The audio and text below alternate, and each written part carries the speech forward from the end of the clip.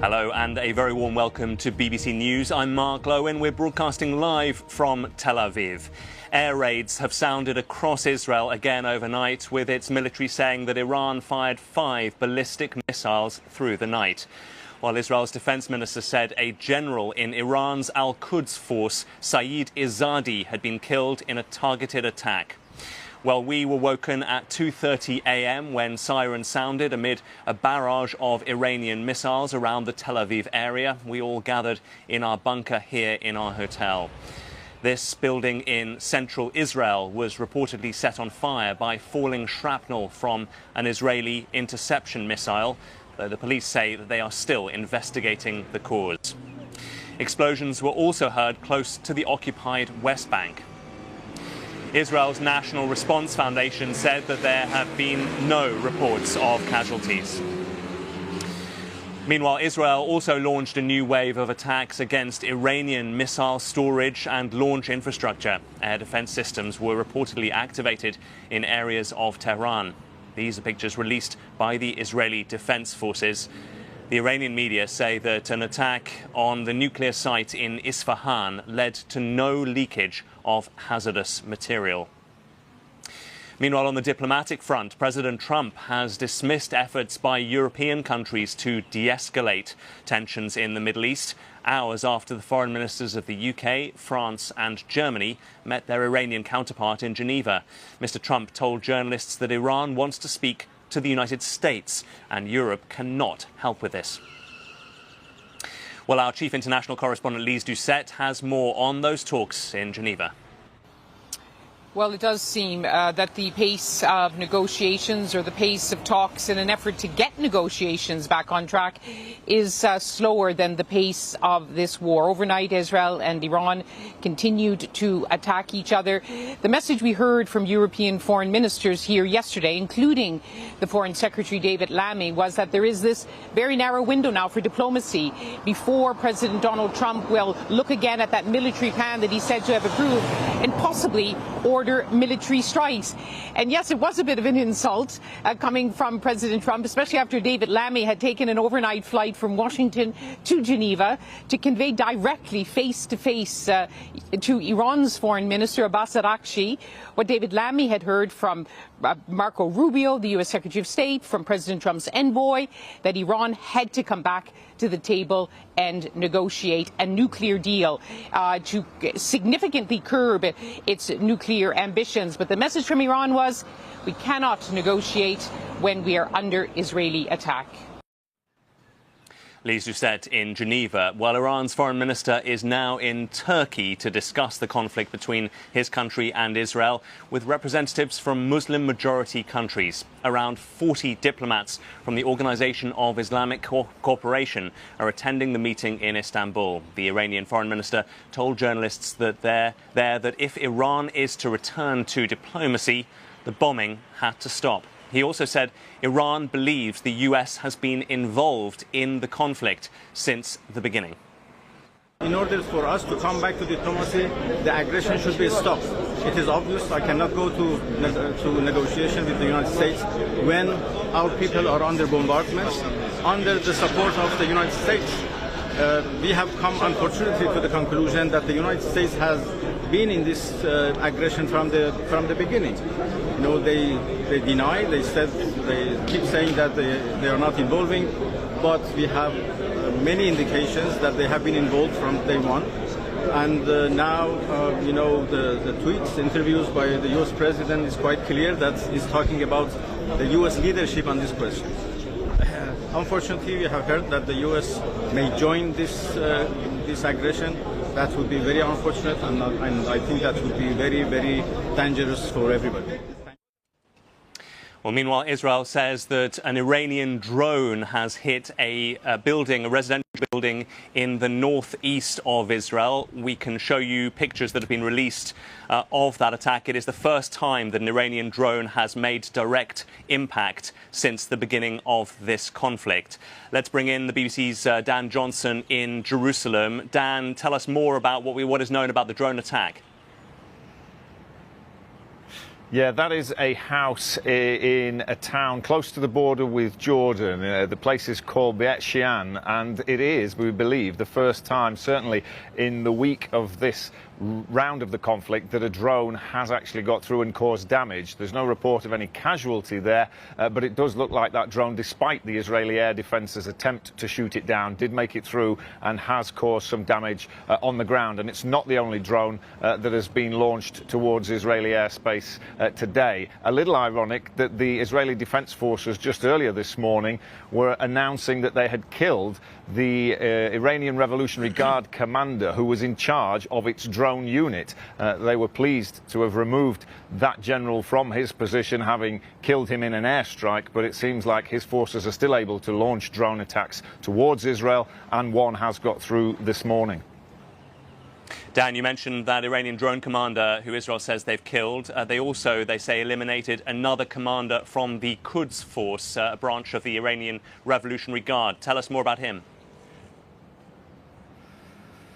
Yeah, there are actually two other members of the Revolutionary Guard that they announced this morning they have killed. Benim Shariari was in charge of weapons transfers, the Israelis say, between Iran and its proxies in Lebanon and in Gaza, Hezbollah and Hamas. And Saeed Izadi, they say, was a key figure in organising, or at least being aware of and sanctioning, the October the 7th attacks that were launched by Hamas from Gaza into Israel. They say he's someone who's been pivotal in providing funding and support for Hamas, and they say that Izadi had been a key figure in developing Iranian plans to attack and destroy Israel. So they are highlighting him as a legitimate target and someone who they believe needed to be killed in order to reduce the Iranian threat towards Israel. But given that this round of conflict started with Israel saying that it was targeting Iran's nuclear program to eliminate the threat that it felt there was of Iran developing nuclear weapons, there are people questioning why this has now already expanded into effectively assassinations of military figures. This is certainly not the first time it's happened. Israel has been using its intelligence network to pinpoint, locate and kill a number of key figures in Iran's military. But Iran is still able to launch attacks onto Israel, and it's not just the drones. We saw missile attacks overnight, although those were all successfully intercepted in the last 24 hours. But we saw damage yesterday, despite the Israeli effectiveness in taking out and attacking the Iranian missile launch sites. Dan Johnson in Jerusalem, thanks very much indeed.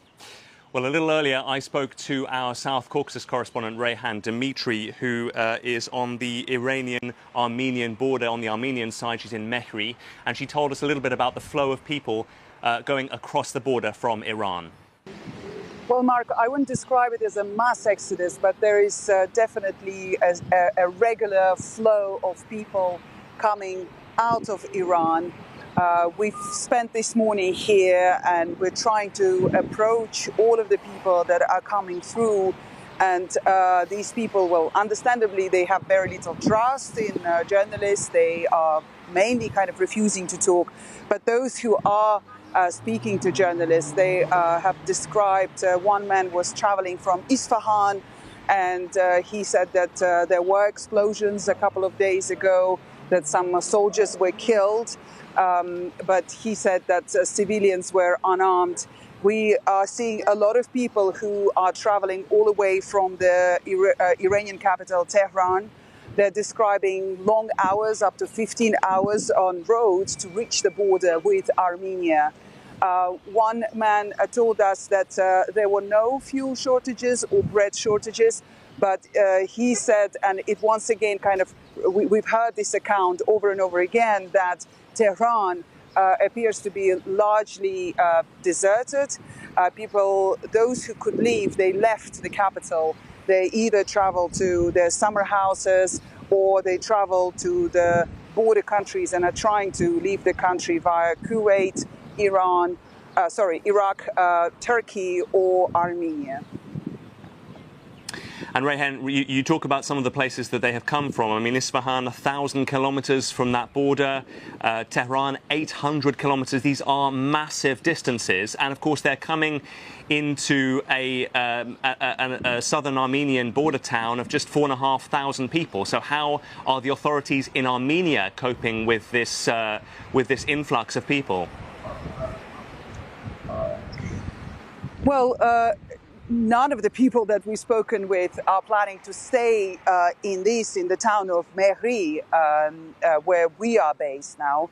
They are mainly traveling to the capital, Yerevan, and are getting flights out of Armenia. So the vast majority of people that have been coming through this border over the past couple of days that we've been reporting from here, they are telling us that they have residency or citizenship in European countries, or they have places outside Armenia where they can go, where they have families and relatives. There are also quite a lot of ethnic Armenians that live in Tehran, and they are coming to Armenia to join their relatives and friends.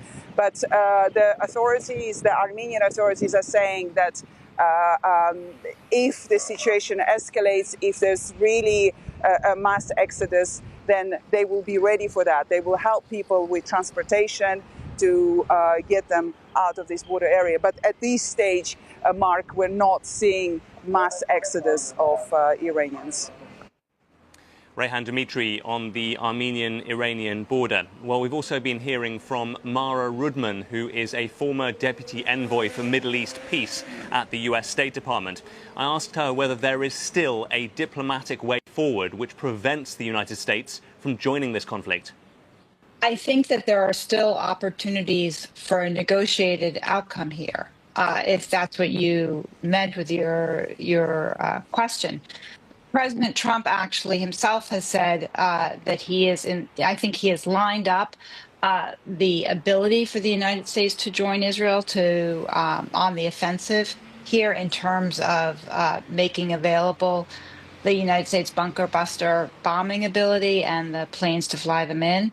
But he has also been clear that he would like to see Iran agree to effectively the terms that he and his team put out before Israel's preemptive actions in Iran. And that is that would have Iran agree to halt its nuclear enrichment activity, and I'm sure agree to very strict inspections from the International Atomic Energy Association and the like.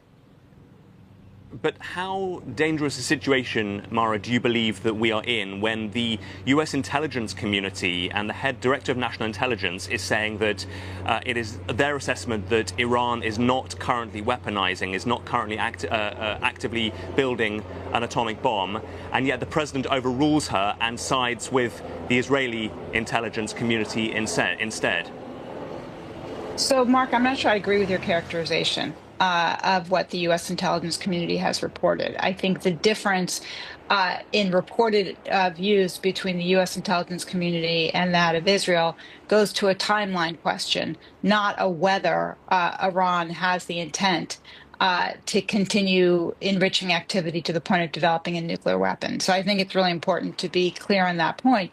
The differences in timeline are key here, and recall for many earlier U.S. administrations with respect to Iraq and decisions to go in. Here, the views of the intelligence community, U.S. intelligence community, appear to be even more stark in terms of what they have what they have released publicly on the timeline question. It's a concern to me that the President of the United States, that my president, is discounting so publicly the views of his own intelligence community. That is a concern. I've heard some Republican U.S. senators, frankly, do the same. And that's a real problem because U.S. intelligence, just like Israeli intelligence, frankly, is not politicized. The people who work there and who do their work are not politicized. They may have a variety of different views, but it's important for the leader of any country to be able to respect the information given to him by his intelligence agencies.